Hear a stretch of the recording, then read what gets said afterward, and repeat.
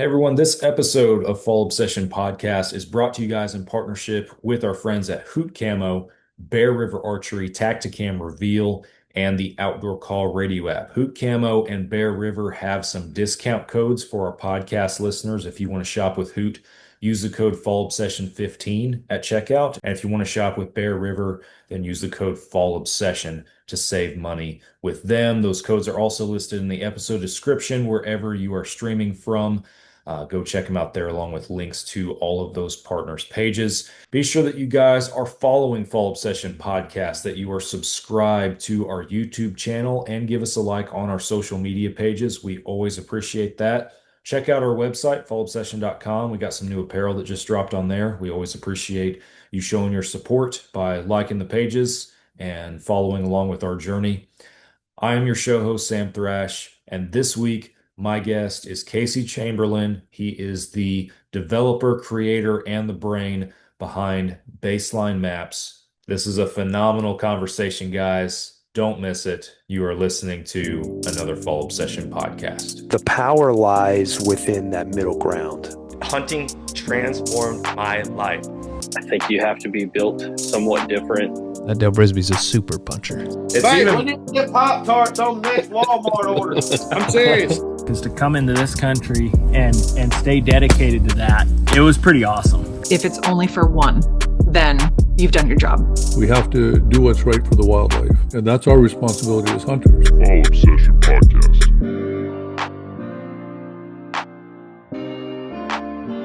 Welcome, everyone, to another one of our Fall Obsession Podcast episodes. My name is Sam Thrash. I'm hosting you guys. My guest this week is Casey Chamberlin from Baseline Maps.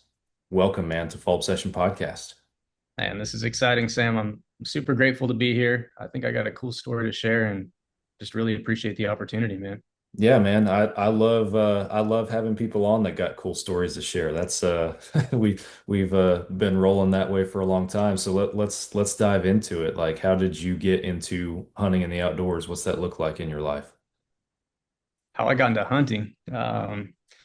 Man, it was really my uncle, dude. It's, I just wandered out in the woods with him and kind of the saying, follow in their footsteps. I remember when I was just a young kid, just seeing where he stepped, and we were kind of going behind gates and hiking, and I'd put my feet right where his footsteps were, and I wasn't paying attention most of the time, and I remember one day he just turned to me and said, "Hey, you want to shoot a deer?" And when he said that, I didn't even resonate with, I never even thought about actually shooting a deer at that age. Yeah. And he pulled up my gun, got me all positioned, and it was a blacktail buck. It's about a 200-yard shot, and I was just so excited. I didn't know kind of all what was going on, and I placed a good shot on him, and I just got hooked, man. And I think that was a really powerful experience for me because he kind of walked me through being patient after the shot, giving that deer time to kind of expire and talking me through the whole thing. And I'm just sitting there shaking, I just remember sitting at clear cut edge and just shaking, and just the coolest experience. And then since then, man, I've been chasing blacktail and Roosevelt bulls and coyote hunting, duck hunting, all the above, man. That's awesome. My whole life now. Yeah, you got the bug early on and it bit you and you took off with it. That's awesome. Yeah, the second time I went out with my uncle, we actually were bear hunting, and he's like, "You wanna shoot a bear?" And there's another guy he was like, "Man, I've always wanted to shoot a bear." I'm like, "Let him shoot it, man. Like, I just shot a deer just recently, and yeah, man, it was just a cool experience seeing a bear. I shot a 2-point blacktail for my first buck, and it's just cool, man. It just got me hooked, and ever since then, I've just been kind of obsessed with it, man. Obsessed. Yeah, we all are over here, in case it wasn't obvious. But so where are you now? Like, where do you live and hunt now? Well, I go back and forth between Illinois and Shelton, Washington. So Okay. I hunt in Washington State. So Gotcha. Yep. Awesome. What's your favorite thing to hunt up there? it's tough because there's nothing better than watching a mature blacktail come out of a timber edge. But I say chasing Roosevelts with my bow come September. Yeah. That is That is addicting, man. Yeah, that's a whole nother ball game for sure. The blacktail thing has always intrigued me too, because I've talked to several people on the show. You meet some interesting folks and some cool people when you are trying to run a podcast in the hunting industry. But whenever the subject of blacktail pops up, it always intrigues me. I've never hunted blacktail, and I've probably never even seen a blacktail, if I'm being honest. I've never been anywhere Really? to see one. But yeah, it's always just they're interesting creatures and everything, and just I don't know, it's Very like elusive, this. man. Yeah, it's like this ghost of a mountain deer is what it feels like, and it's pretty freaking cool. I need to go chase one of these days. So Check that much off the fun. bucket list.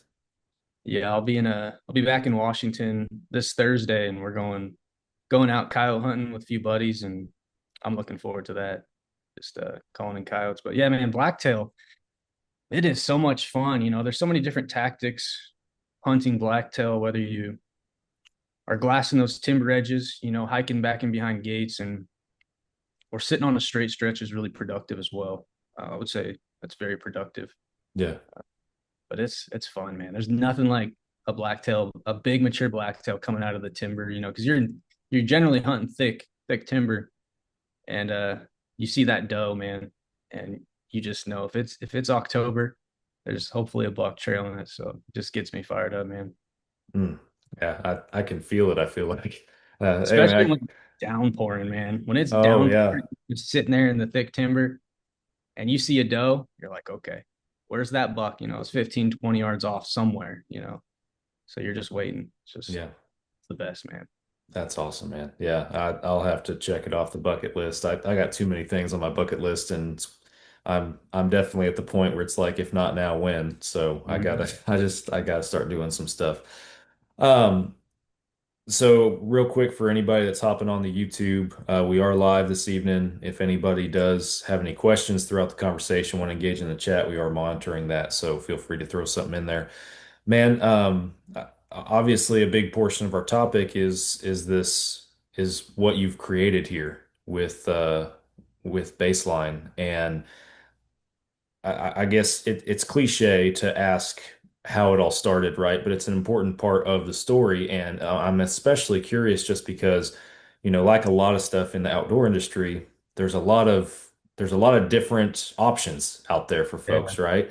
So definitely when it comes down to your initiative and your I want to make a product and I want it to do this, I imagine that there's a unique component to that you weren't finding with some of the competitors. So I want to hear the story on where this idea came from and kind of where it all originated.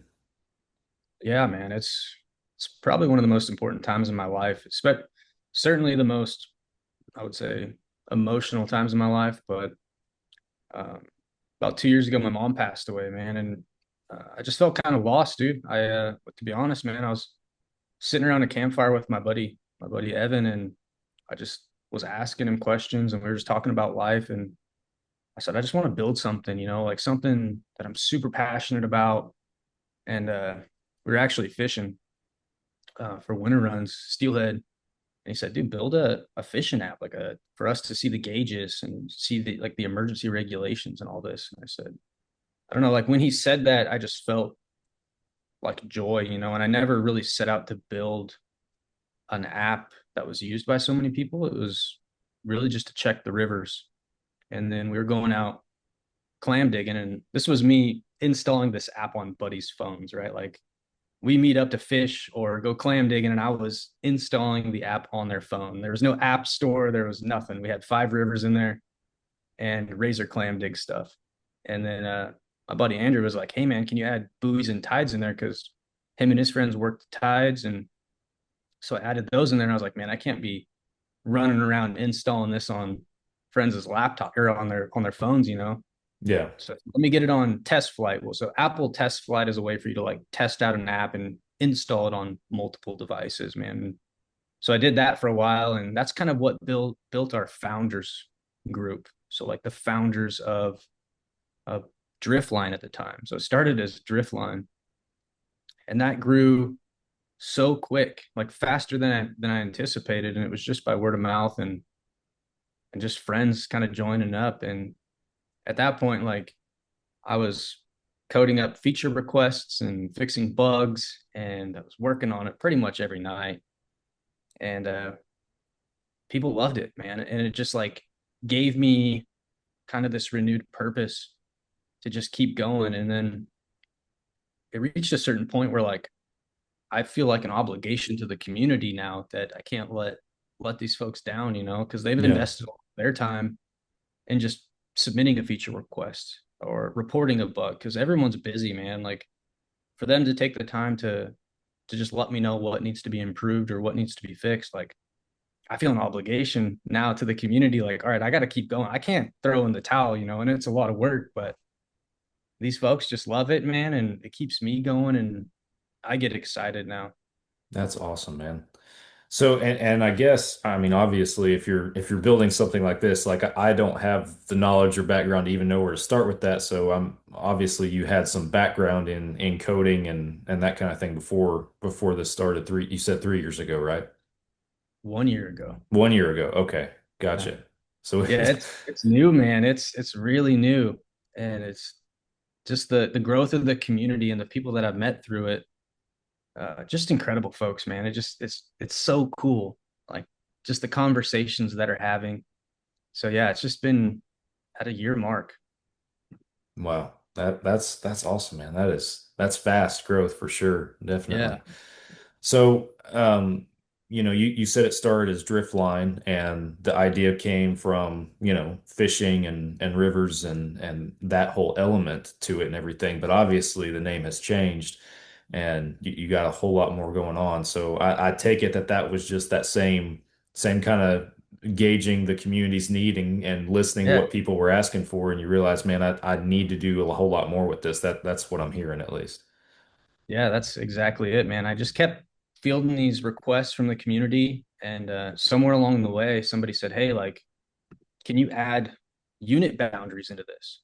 And I was like, "Oh my gosh, like that's such a great idea."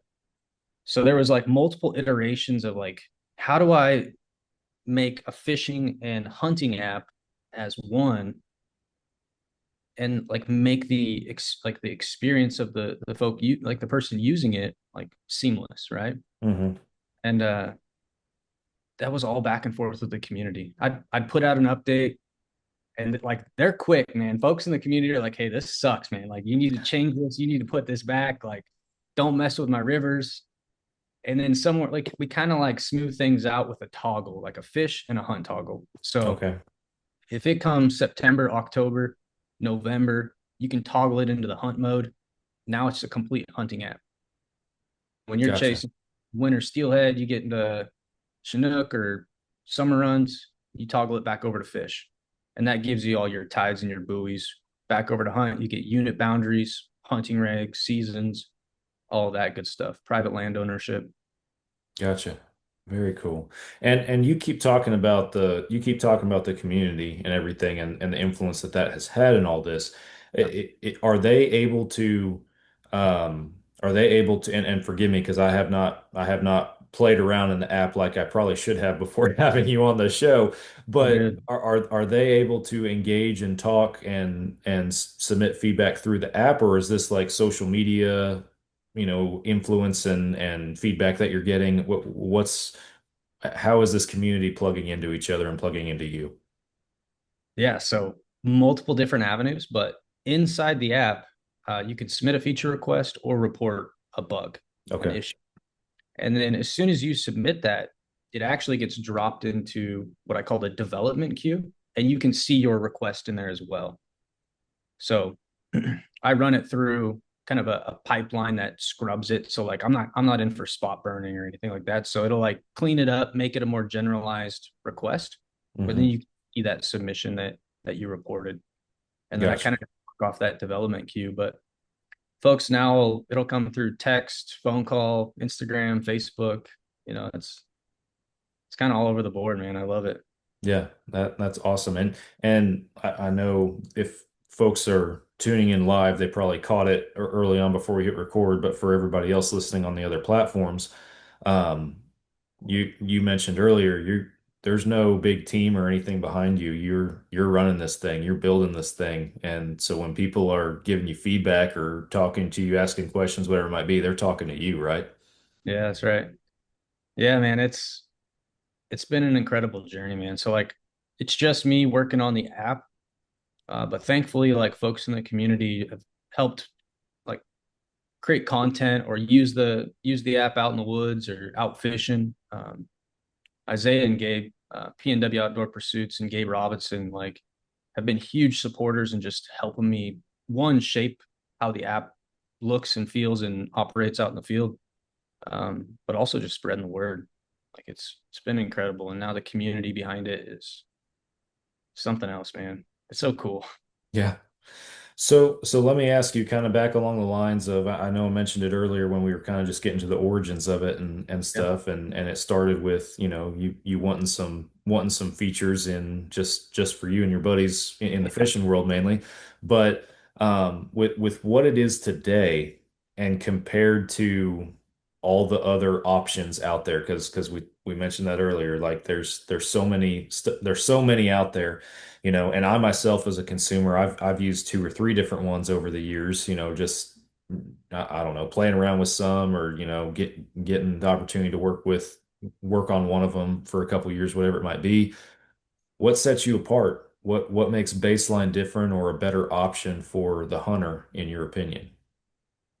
Specifically for the hunter, man, um, you get a lot inside baseline. So we do offer a free version, which provides you like the private parcels and all that. But I think more importantly, um,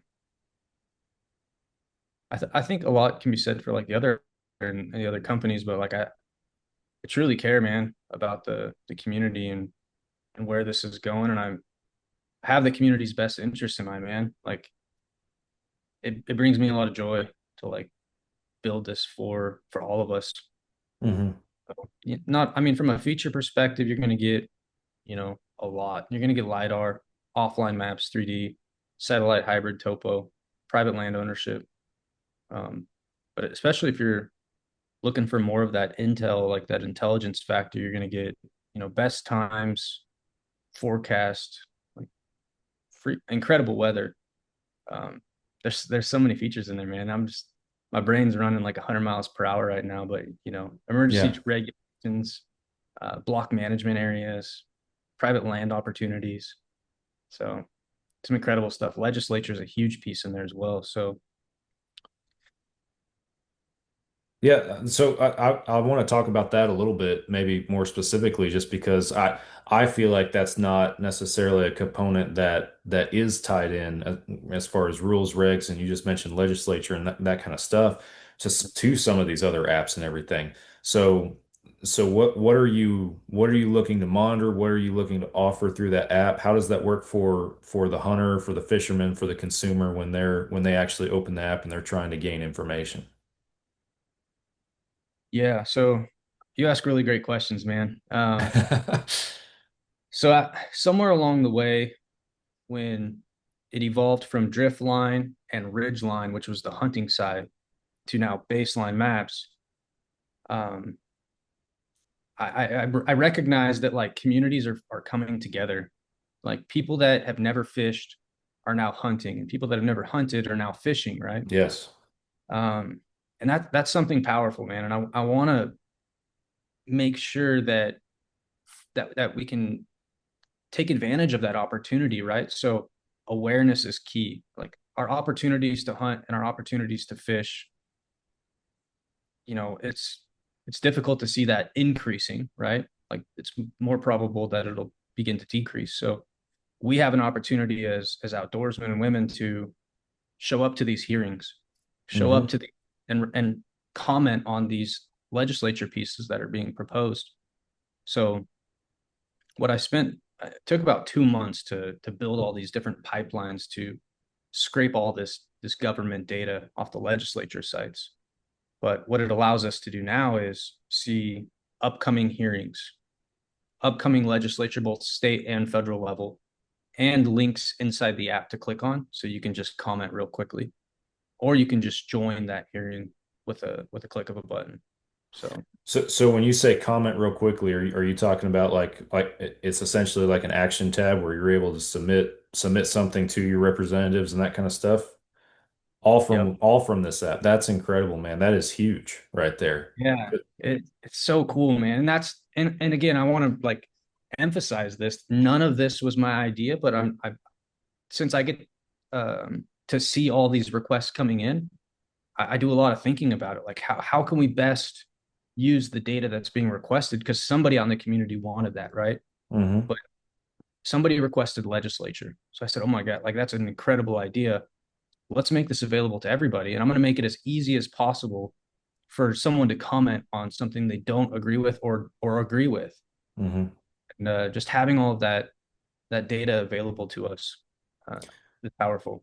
Well, and I think that having it in the format or offered on a platform like what you have here through an app like what you have is paramount. And I think it's an incredible idea. And I know you said that you're trying not to take credit for it, because you get all these suggestions and everything. But and granted, I have not spent time on all of the other competitors' platforms or apps to know if there's another one out there that's doing it or building the same thing. But honestly, I hope that there would be because more people need to be aware of all that kind of stuff that's happening and stuff. And when somebody is looking to get into hunting, right? When somebody's hunting public land for the first time, when somebody's going out of state for the first time, when somebody's a new hunter, and they're looking for the resources and stuff that they need to try and be more successful, in today's technological day and age, they're gonna download an app.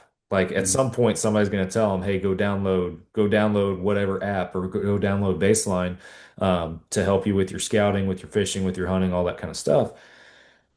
So to have that in front of their face to early on help them understand, the importance of it and that you as a hunter, you have a voice, you need to be involved, I think is incredible because and I've talked about this on the show. I'm not trying to turn this into a full-blown conservation conversation, but Dive man, into it, man. there are new hunters out there that I get it. They're so excited just to get into hunting and just to get out there in the woods and start doing it, and they're eating up everything and they're certainly reaping the benefits, but they also need an early education on the importance of being involved and using your voice, and standing up for our rights as hunters and for, science-based wildlife management, whatever it might be.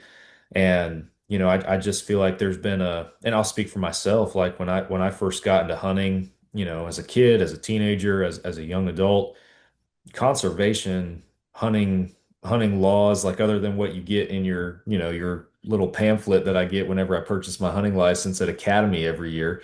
I didn't think anything of it until later, and stuff, social media hunting stuff on there starts taking off. Conservation starts making a bigger push on there. It's like, oh my gosh, there's so much stuff going on that I was completely ignorant to.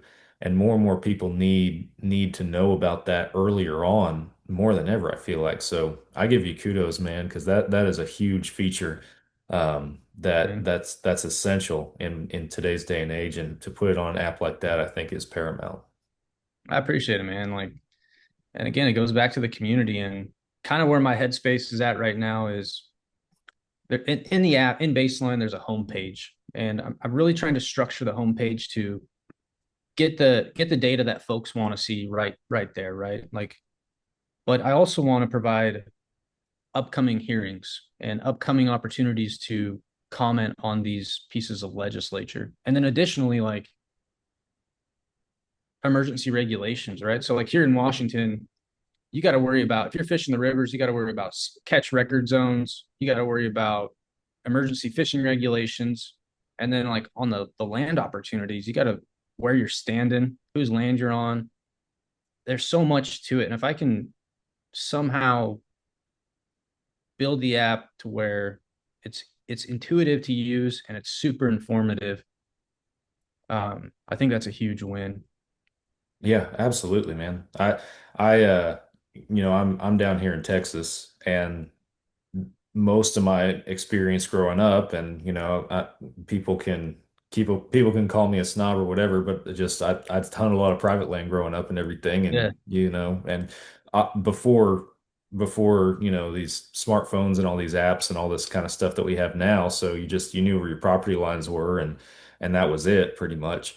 Um, and certainly, like as I started hunting within the last 10 years, as I started hunting out of state and started going elsewhere and using maps, e-scouting, that kind of stuff, it's become I've certainly become more aware of, obviously think Texas has it pretty easy when it comes to some of these regulations and some of the stuff that you got to be mindful of from hunting season to hunting season. I hunted northeastern Colorado for mule deer in 2023, flatland, like farmland, and we had the family that I got invited to go up there with, they had about 3,500 acres. And Oh my. I ultimately ended up, like, again, didn't seem like 3,500 acres because it was flat. There's hardly any trees. But and I ended up killing my mule deer on that piece. But for the course of the week, like we were busting our butts scouting both online and driving these farm roads and stuff like that, and their family had gotten us permission on some other private landowners pieces, and then I'm having to understand like the walk-in concept out there in Colorado, and small game versus big game, and just I got a healthy education that week on on what I didn't know about some of these permission pieces and different types of access and stuff like that. So resources like that, man. If you're hunting public land, or if you're hunting, I would say even Texas, any state, you need to have a resource to be able to tell you all that kind of stuff.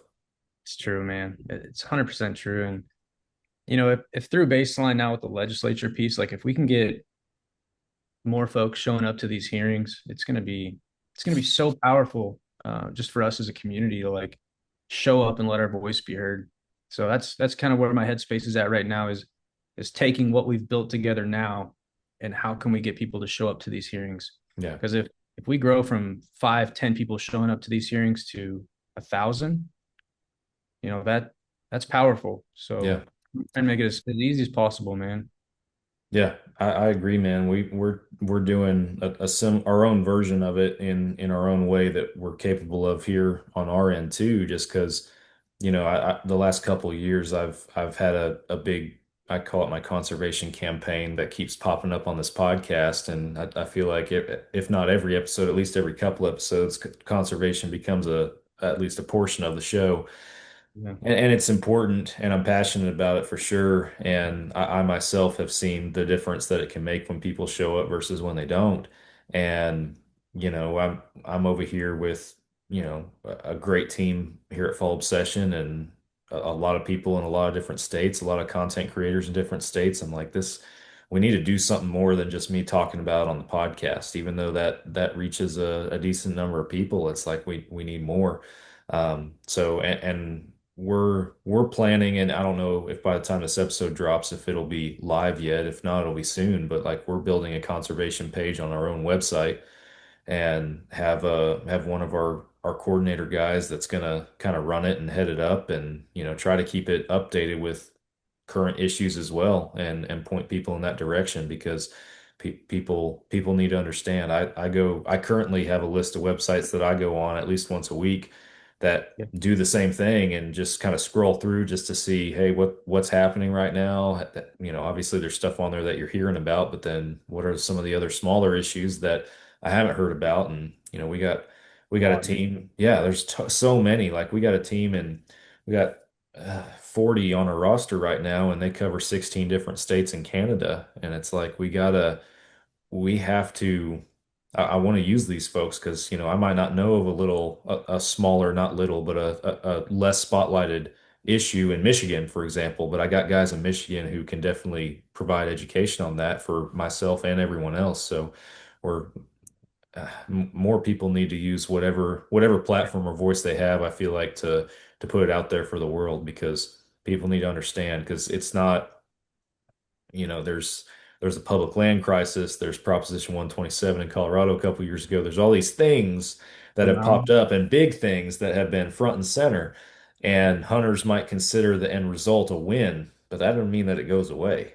It's far from over because they just all that happens is it circles back around, and the next time it comes, it's bigger and got more teeth than it did the first time. So Yeah, man, it's so important right now. Like I would say more than ever because as I dig more into like the budget and how the budget is allocated at these yeah, fish and wildlife agencies, speaking specifically about like Washington, a lot of it comes from the general fund, the general state fund, right?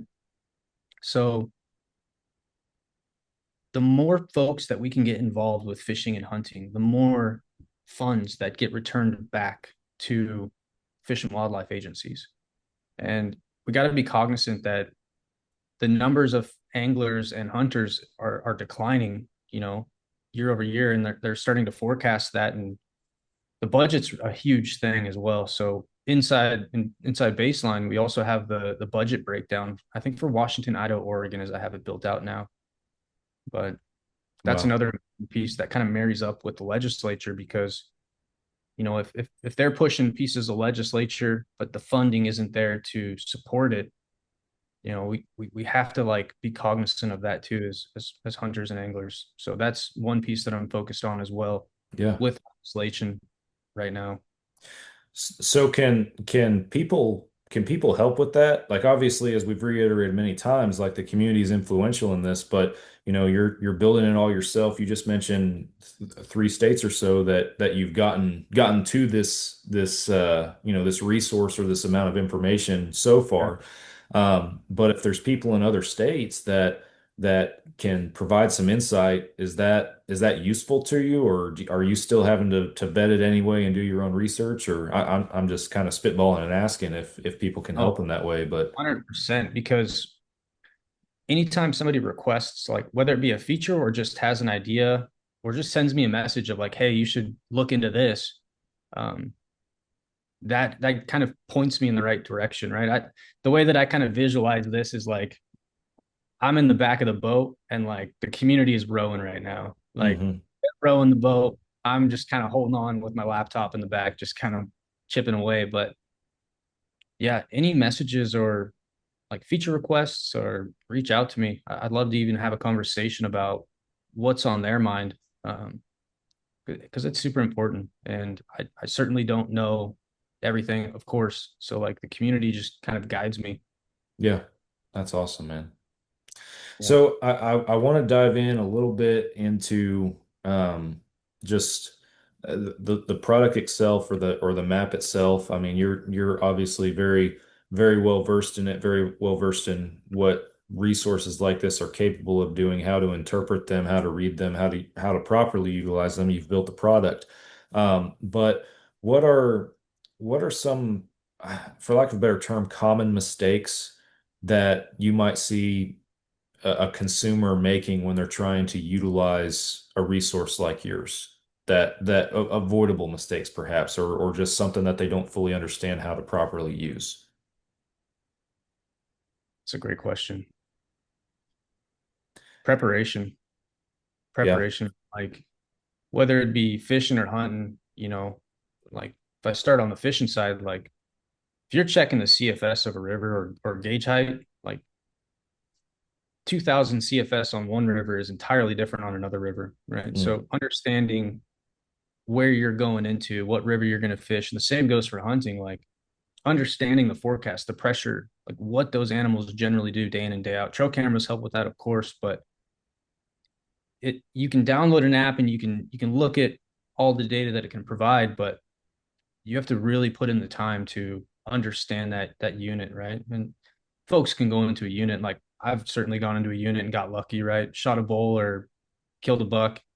But if you truly take the time to understand that unit, understand bedding, movement patterns, and use the weather in that forecast um, to in your favor for that specific unit, right?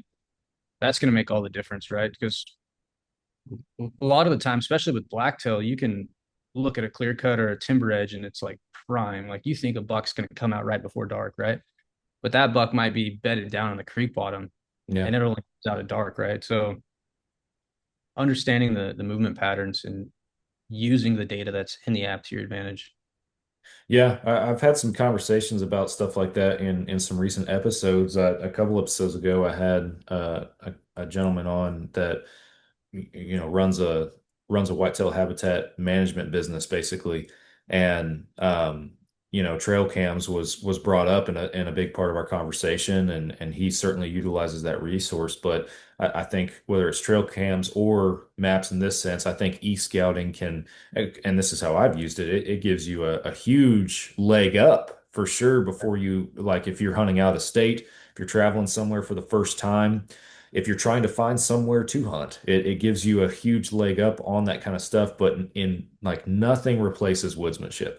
Nothing in the end will ever replace boots on the ground, Yep. actually seeing the terrain, seeing what the animals are doing, because I'm guilty of that. I've looked at at a map or some terrain or whatever it might be on my phone, and I'm like, oh yeah, this is a good spot, or this will work out well for this, or I can do this here.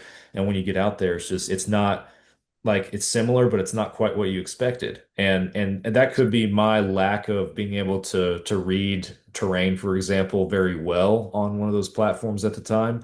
But also just nothing replaces actually getting out there, boots on the ground and seeing it. And the same goes for trail cams too. Like, it shows you one picture, one snapshot of what's going on. There's a whole lot else happening in those woods that you don't understand. And I talked with him a lot about that as far as the deer behavior and stuff, because it's just because you get a picture of a buck at a certain time doesn't mean that that's the only time that deer's moving or the only place That's that the deer's worst, moving. So man. yeah, it's literally ruined seasons for me in the past. Man, this one year I had a big 4-point blacktail on camera, man, and it was like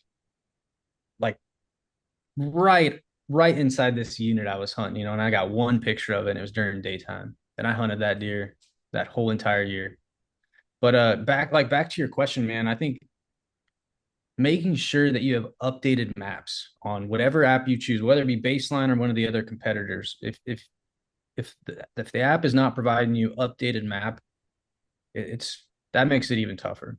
Oh yeah. So one, make sure your imagery is up to date, right? If you're using something where you look at a unit and it's been cut or thinned out, 6 years ago and it hasn't been updated, like that makes it tough, definitely for e-scout. And so making sure the maps are updated, and then yeah, finding those creek bottoms and those corridors where those deer are moving through. And you know I love e-scouting, man. I love it. And kind of plotting it out, man. Drop a bunch of waypoints.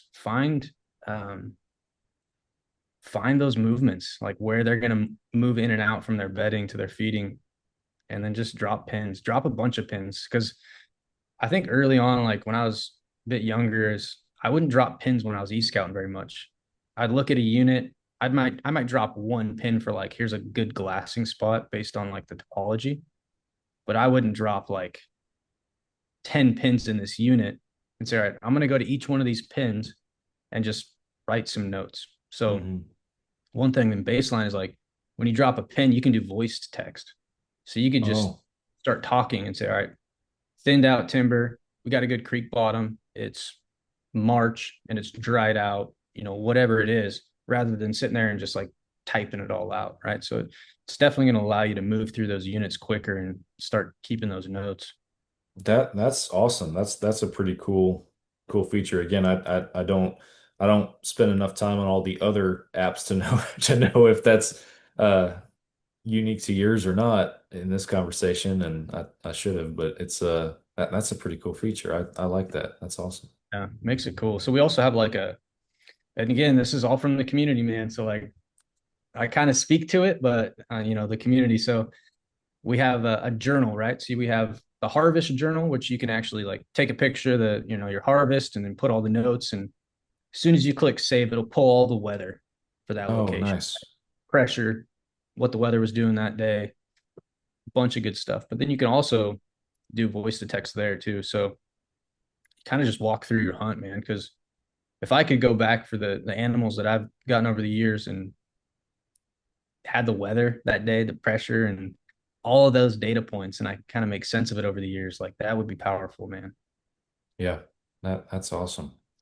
So you have some obviously a lot of experience throughout your life hunting and everything. You've built this resource um and stuff, but speaking for yourself, like Mhm. you as the hunter and you as the consumer, um, when you're scouting a piece of public and you start with that e-scouting component with a resource like Baseline, what are you looking for to identify areas where you think that you're going to be successful or where hunting pressure might not be so prominent? Are there any specifics that you yourself try to utilize whenever you're doing your own e-scouting? Yeah, yeah, definitely. So if I'm hunting an area that I've never hunted before, I'm jumping on and dropping waypoints. So if I know those deer are gonna or elk are gonna be moving into those clear cuts at night, I'm gonna go look for, if I can get into that unit, I'm gonna look for like any sort of sign, right? And how fresh it is. And then I'm gonna generally look for creek bottoms. I'm gonna look for those bottoms of that land, lower lower elevation that these animals are moving in. Because I hunt Pacific Northwest. Hmm. I'll get to the higher country when I'm hunting elk, but generally I'm in that nasty, thick stuff, working those bottoms, looking for sign and kind of piecing it together. So generally what I do is I draw a circle of that unit that I'm going into. So if I'm hunting blacktail, I want to know I'll hop clear cuts. So I'll drop a pin in each of those clear cuts and then I'm going to do a big circle. So I'm just going to walk through pin to pin, checking the tops of those ridges, see if there's any good sign there. I'm going to drop down into that creek bottom, and generally I'll get on some sign, whether it be some old tracks or whatnot. And if I find some fresh tracks, I'm going to know they've been in there and how many days, like how fresh it is. So I'll start drawing those circles, and that's how I approach any new unit is big circles. Yeah.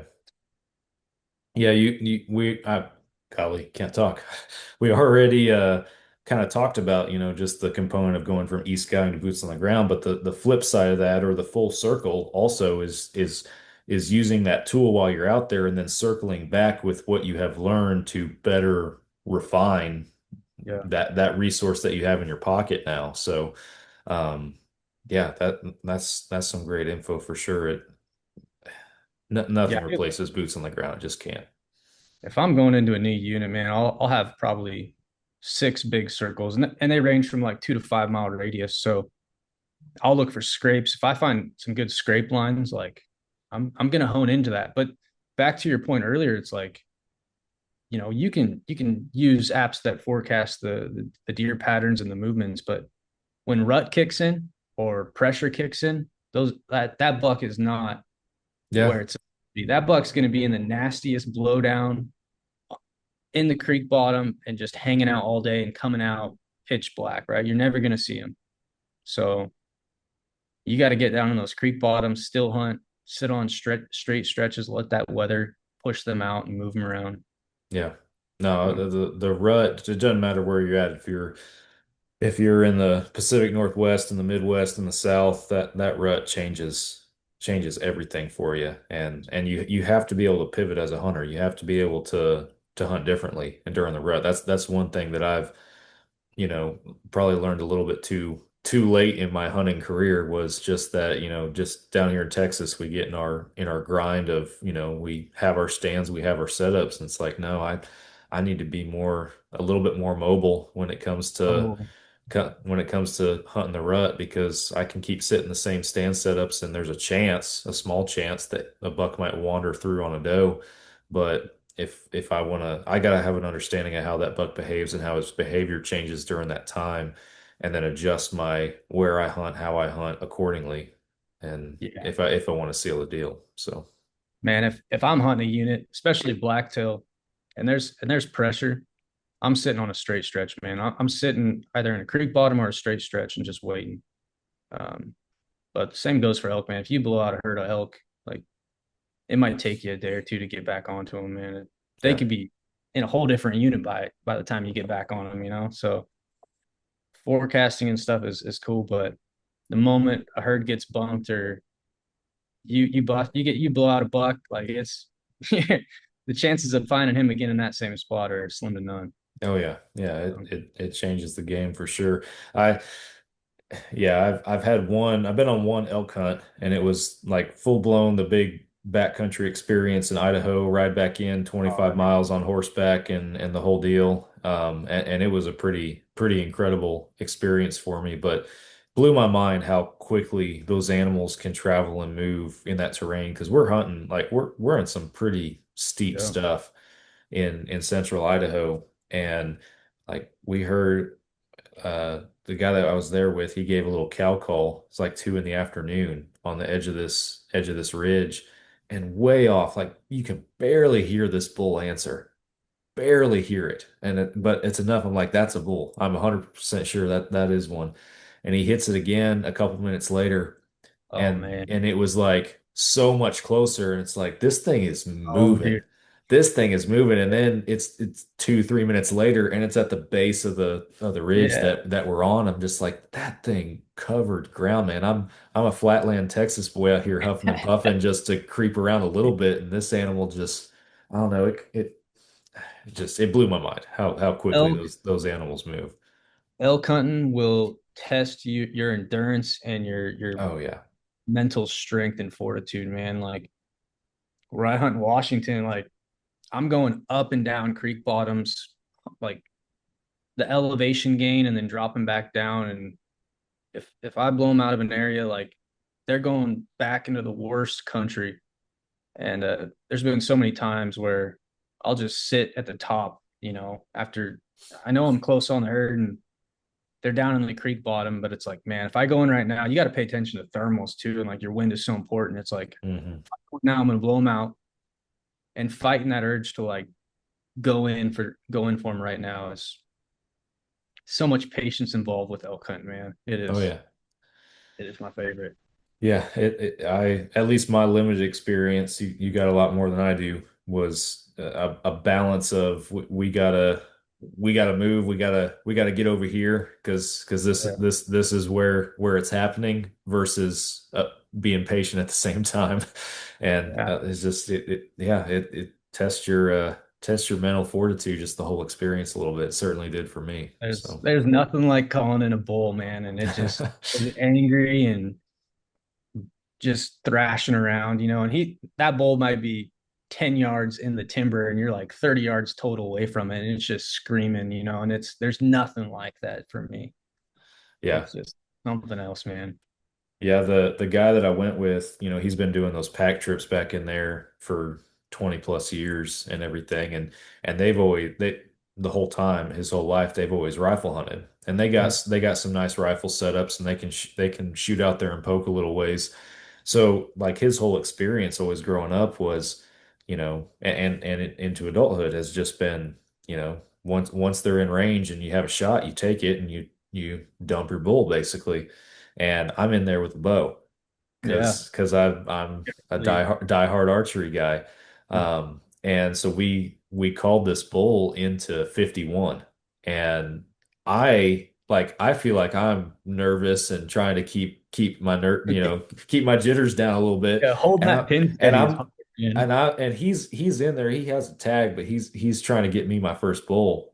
And there's another guy with us, Chris. He was rifle hunting and also trying to get him his first bull. So he's got a bunch of novices in there with him. Uh, but it was one of those deals. He's like, okay, if we get it in bow range, like Sam, you'll take him first, and if we either don't get a shot or he doesn't come close enough or you miss, then Chris can take him with a rifle. So that was kind of our plan. And we call this bull into 51. And I look over at him and he's like freaking out, shaking more than I am. And he's a veteran, experienced elk hunter. And he told me later, he's like, dude, I've never called one in that close in my entire life. I've never called one in that close. I've never had a Yeah. bow hunter with me. Yeah. I've never had that happen. And Chris ended up taking it because I was at full draw, but the deadfall was so thick, I couldn't get a clear shot, even with him at 51. I was just waiting for it Yeah. the whole time. And he ended up as the bull was circling and leaving, Chris was able to get a crack at him with the rifle. And that was cool for me too, because I was like, man, this was our hunt. It's Chris's bull, Chris's tag. Chris is taking the meat home at the end of the day. But like this whole thing wouldn't have happened if it wasn't for all of us in a roundabout way. So And cool. and and me growing up deer hunting in Texas, just in a stand most of the time, it was just a whole different world. It's like, man, this is I mean, you talk about community. That's community out there. I've never experienced a community hunt quite like that one before in my life, and it changed the game for me. I was like, You're hooked. this is incredible. Yeah, man. It's elk hunting's so cool, man. Yeah. That's an experience. I remember I was in my 20s at the time, and Jason Phelps of Phelps Game Calls, like stand up guy, man. Such a cool dude. And I would pick his brain on Facebook, man. I'd send him messages like, "Hey, what calls should I try?" And he got me set up, and I ordered some calls from him, and I went out that next year and got my first bull. And I was like, "Is that going to happen every year?" Like I Yeah. just into a unit, hiked in, found some elk, called one in, and I just thought like, "This is incredible." And then years and years of just struggle and pain and frustration and followed. But elk hunt Yeah. is once you get that, once you get into the elk, man, you're hooked. Yeah. Yeah, I'm gonna have to go back or do another one at some point because it's still on my bucket list. I came close, but I still haven't actually released the arrow or punched the tag, so that still has to happen. But Oh yeah. yeah, it'll happen before too long. I want to ask you, and this is something that you brought up before we actually hit record. Probably a piece of the puzzle that maybe not everybody thinks of, at least not at the forefront of their mind when they're downloading a hunting app. Mhm. But that's the cybersecurity component. So what has that been like for you in the sense of growing and developing that and ensuring that while you're also building everything that people want and need to make this a productive platform over here, you're protecting protecting in the areas you need to protect on the other side of it on the backside. Yeah, that man, the data is like it's so important. And I Hmm. think when folks go to download an app, and whether it's a hunting app or any other app, right? Like take some time to review that terms of service. And today with the tools that we have, like Chat GPT, for example, you can copy that URL of the terms of service and drop it in Chat GPT and say like, what's my data used for? And the more important question is, what happens when I cancel? Hmm. That's a question that everyone should be asking, is not only what's the data used for, but what happens when I cancel is really important. Um, a lot of times, like when you, especially some of these outdoors apps, is like if you cancel, you're forfeiting your data. So that's hugely important. And with baseline, it's when you save a waypoint or a note or really anything in the app, it just sits encrypted in a database and it's not used for anything. The only time that your location is used is to GPS and weather. Hmm. So if you drop a waypoint, it saves those GPS coordinates, but it sits encrypted in a database. So that's how I'm always going to be building baseline maps, is with security in mind. And that's really my background is cybersecurity. Okay. And I think data protection is important, and not using folks' data for the benefit of the company. Like that frustrates me. Yeah, I'm pretty sure I would venture to bet that anybody listening to this show has probably just hit that agree button on the terms of service and called it good. I'm guilty of that, and you say that, and I can honestly say I literally did that today Yeah, with yeah, with an app that I've used plenty of times. yeah, Use it almost daily, and they had updated their terms of service, and it popped up, and I was doing other stuff. I was just trying to look something up real quick and I hit agree and moved on and didn't think anything of it. And I would venture to bet that most people out there probably do the same thing and don't take the time. You're right, the chat GBT little tip and trick right there, that's pretty handy. You can use your you can use another platform to that has your yeah. data to interpret what your data I is used mean, for on the first. So up until now, like you know, to read through a 5-10 page document terms of service and try and make sense of the talk is almost impossible, right? So yeah. just grab that link, drop it in Chat GPT, and start asking questions. And especially apps that you use. my hunting spots. I don't want people knowing about my hunting spots or my fishing spots. And I know folks that use the app don't want people to know. So take the time to ask questions and figure out what's going on with your data. So Yeah, absolutely. Well, and I honestly, I think that I, you just having the background, like you mentioned, in cybersecurity and being the developer on the backside of this, that is a world that I am not in, and I'm glad there's guys like you in it because I don't want to like I don't speak that language, plain and simple. But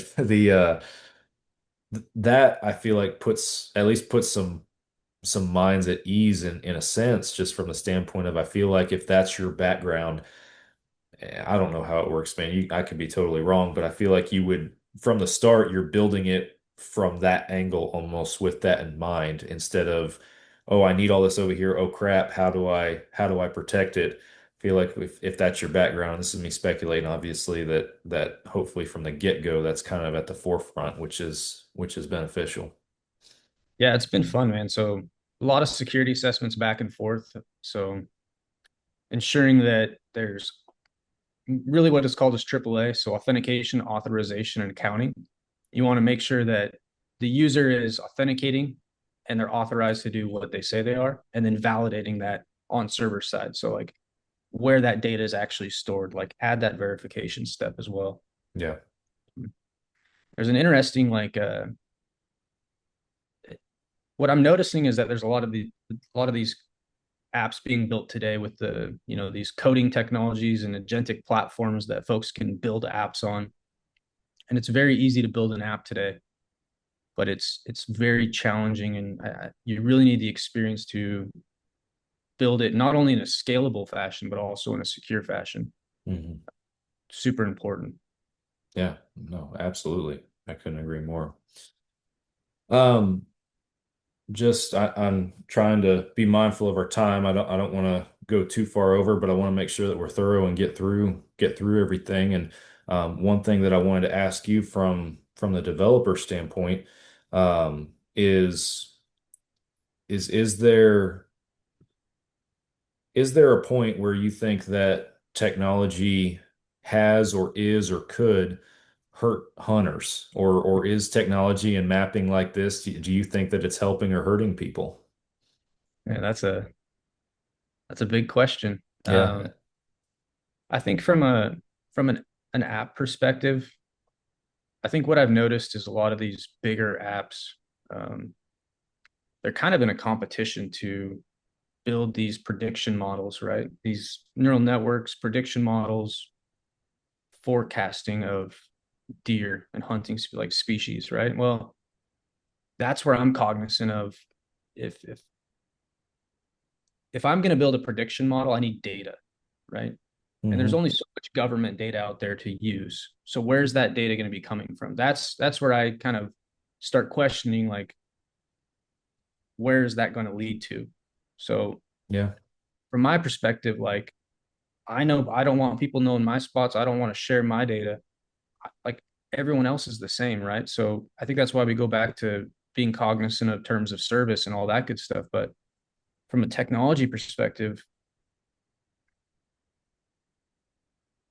man, that gets into like AI. It's Yeah. a big conversation.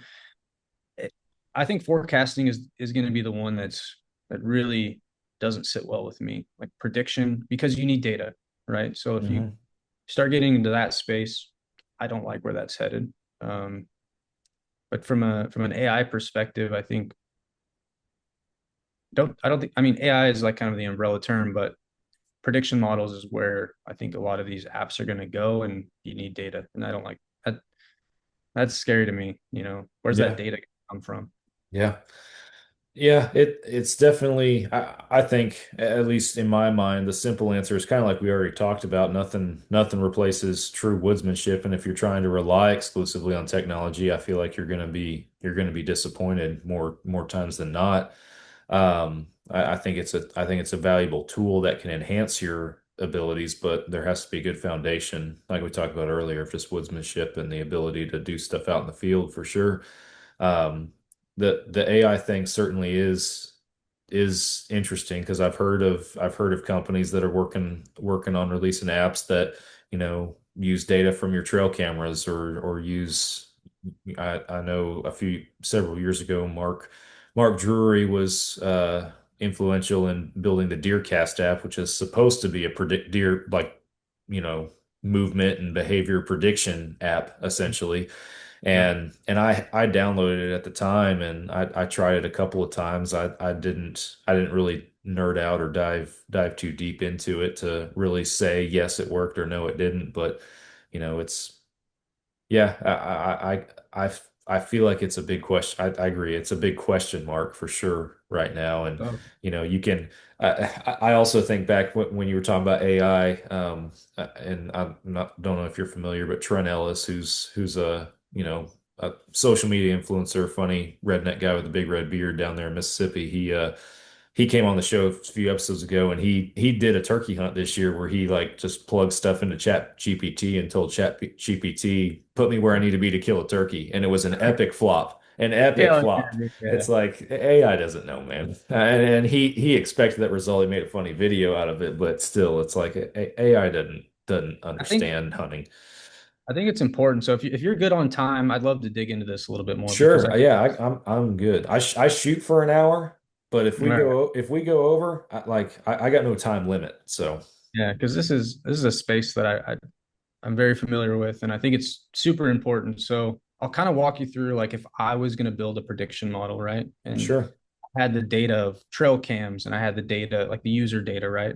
I'm going to set out to build a prediction model.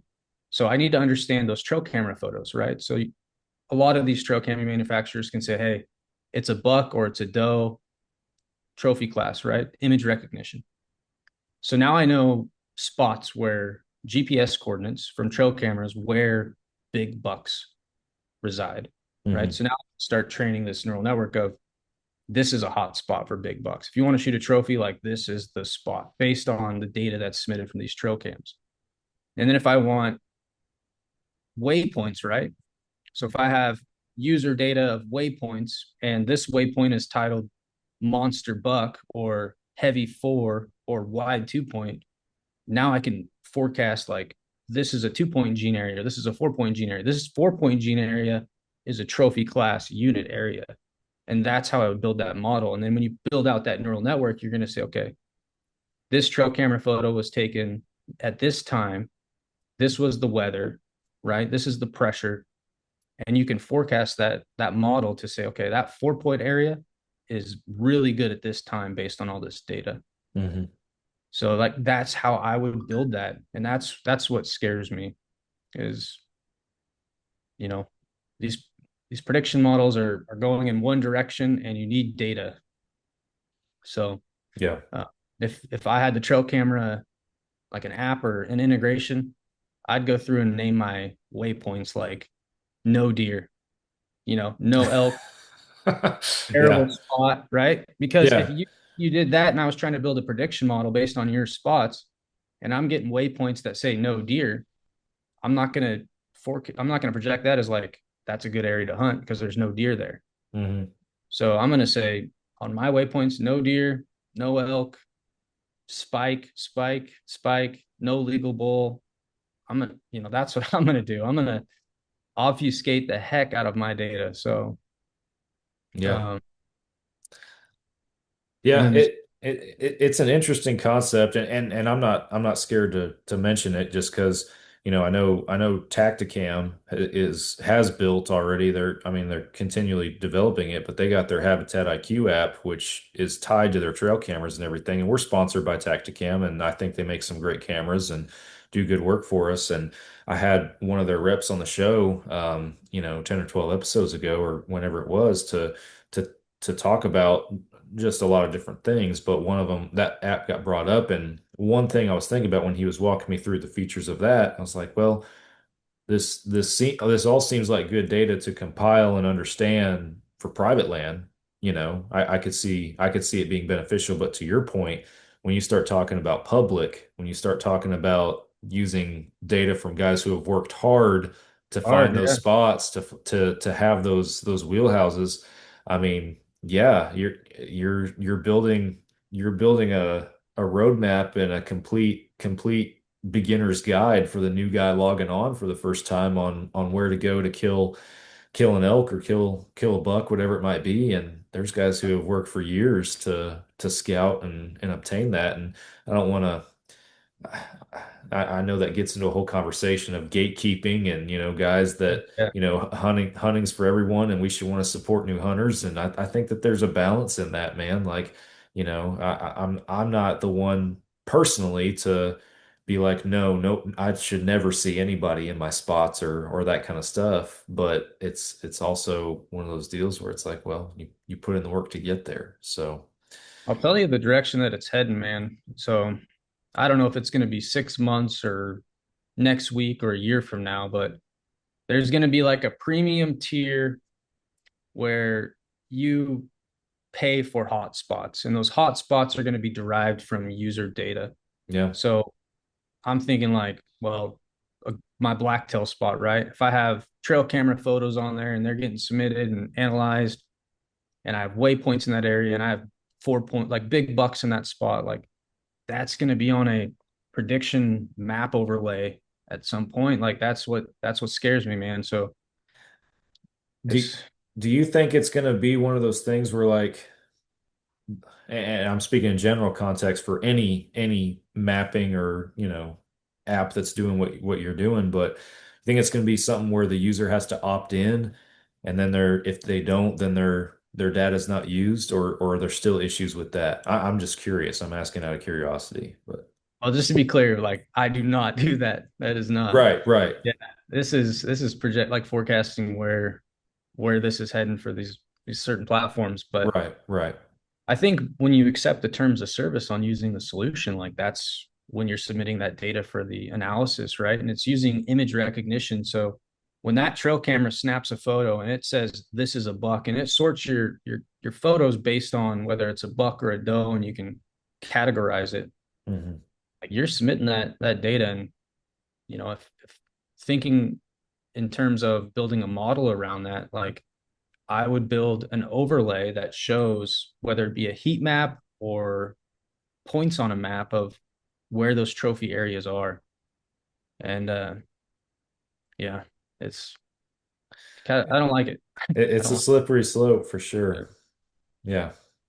I can't say again I am all for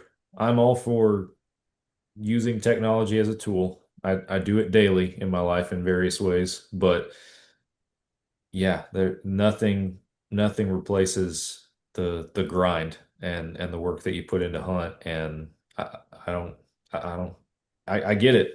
Shouldn't be an app that's replacing that as well in some regard. So and the privacy issue is definitely a concern. But yeah, that's the thing I could speak to like the most is just being cognizant of how your data is used and what happens when you delete it. yeah. You know, so Well, yeah, and I'm grateful for you being obviously honest and transparent with what you're building over there and how that data is being used and stuff for your users and everything. And in my opinion, you clearly have some honesty and an integrity about it, and you don't want to, compromise anything for yeah, those people in your community that are using your platform. So I find value in that personally. So. I appreciate it, man. It's a community built app, man, and that's how it's always going to be. And it's I think spreading the word and getting other folks on board to kick the tires on it and tell me what sucks and what needs to be improved. And that's just how Yeah. it's going to get better. Awesome. So what have we missed? I know we've kind of bounced around a lot and we've covered a lot of topics and a lot of stuff related to this, but what is there anything that we haven't talked about that or anything that you would like to expand on more as far as the baseline platform? The community, man. This community is so cool. Like just this week, a gentleman never fished the rivers, and he's always been into hunting. And now he's addicted to fishing, and it's through this baseline community that we're building, and that gets me excited because at the end of the day, if we can bring these communities together, whether you fish, hunt, we have foraging in there, mining together, and kind of face these challenges together. Because at the end of the day, it's public land access for the most part is like the big challenge right now. And then on top of that is our opportunity to fish and hunt. Hmm. But if we don't have that public land or that land access, it's important. We got to like start working together on these kind of topics. So Yeah, bringing the legislature piece in there, the hearings, showing up to the hearings is going to be important. So, absolutely. Yeah, it's awesome what you're building, man, for sure. Well, I have some questions that I like to ask every first time guest on the show before we wrap up. So I'll hit those up unless you got anything else to add on baseline. I think I'm good, man. Fire away. Awesome. Well, the first one's a short question, an easy or a simple question, but not necessarily always easy answers, and sometimes it leads to conversation. But if you could only pick one, are you picking a gun or a bow for the rest of your life? Bo. Bow? Yeah. What's your reasoning behind it? I just thought if I'm high country bear hunting though, I want a rifle because that's fun to me. Uh that's tough because if I'm up high and I have the spot and scope out and there's just something about it, spending time with buddies, just sitting at a glassing spot. But I would go with bow because I love hunting elk with my bow. I love getting into Yeah. creek bottom. I love getting close and that's just gets me fired up. Yeah, I'm the same way, man. I love the intimacy of it. I mean, you have to work harder for it, but then just when the moment comes, I feel like everything is just honed in. Everything matters so much more. Everything. And not I want to be clear. I'm not saying that I don't believe that rifle hunting or hunting with a firearm is not fair chase. That's not what I'm saying, but I definitely feel like as the hunter, I am I am working as hard as I possibly can in that animal's environment to be successful. I feel and I can sense the fair chase in it with a bow, and that's always been my thought on it as well. So I couldn't agree more. Bow is always There's so my pick many too. there's so many things hunting bow that I've had happen wrong. That there's so many things stacked against you. Like I remember I was full drawn on a deer and I had a piece of a fir tree like covering my pins, just like going through the brush and a piece of limb got stuck in my pins. And it's just like, man, like what are the chances of that like getting stuck? I'm full draw and now I'm staring at a branch. It's just Yeah, so many things you got to be cognizant of. And I love it. yeah, absolutely. Next question. Favorite hunting or fishing memories that you've had so far in your life? What stands out in your mind? Oh, my favorite hunting memory. Probably it actually wasn't me on the hunt, but I was at work at the time and my dad had walked into a unit. I had a tree stand up in this unit and he wandered out there looking for my tree stand to go sit in it. And he calls me up all excited. He said, "You gonna come help me? You got my deer?" And I said, "You got a deer?" And he's like, "Yeah, I got a big one." Well, he walked into this unit I've been scouting and shot this big heavy 2 point that I've been trying to get. And just the joy on his face and you know that's probably my favorite hunting memory because heck, I still hear that story today. That's awesome. If I shoot a buck, it's like still ain't as heavy as my 2 point, and it was a heavy 2 point blacktail. And yeah, with big old eye guards too. It Mm, was a unique buck. that's Um, awesome. my favorite fishing story, man. I was fishing with my buddy Ryan and J Rose Outdoors. We were just fishing a river and the whole day was tough, man. The whole day was tough. And I threw out a bead and I was like, you know what? I'm either gonna break off under this blowdown or I'm gonna scoop something out from under there. I threw that thing like across the river and waiting for it to just get snagged. And then all of a sudden I just had a hard take, caught a nice buck out of there, and that was probably one of my favorite fishing stories because it was just right at the end of the day, right at the takeout, and it was just cool buddies. Yeah. So I love the answers, man, and I need to start keeping track of it because the majority of people who I ask these questions to, their favorite memory always has to do with either somebody else being the hunter or them being there with, a certain group of people. And it just goes to prove in my mind how important it is to have a strong group of like-minded individuals, brothers and sisters in hunting and share the woods with them. nothing replaces that, in my opinion. Nothing replaces it. Like you can get an animal or catch a fish, but if you can do it with your friends and your buddies and Yeah, just be stoked about it together, like it's so fun. And even like even if you don't get something, like just going out with your buddies, man, it's just so many memories, just having fun and shooting the shit and talking, and yeah, I love it. I love it too, man. Nothing comes second to it for sure in that regard. Last one of these questions I got for you is the bucket list. What is on your bucket list is that you would consider a once in a lifetime hunt or fishing trip potentially, whatever it might be, if you had the opportunity to experience it? Yeah, one thing that I've never done that I want to is Idaho mule deer. Idaho mule deer. Idaho mule deer, high country. Like I've always wanted to do that, and I just haven't got around to it. So Idaho mule deer for sure. And then on the fishing side, I want to go to Alaska, man. Yeah.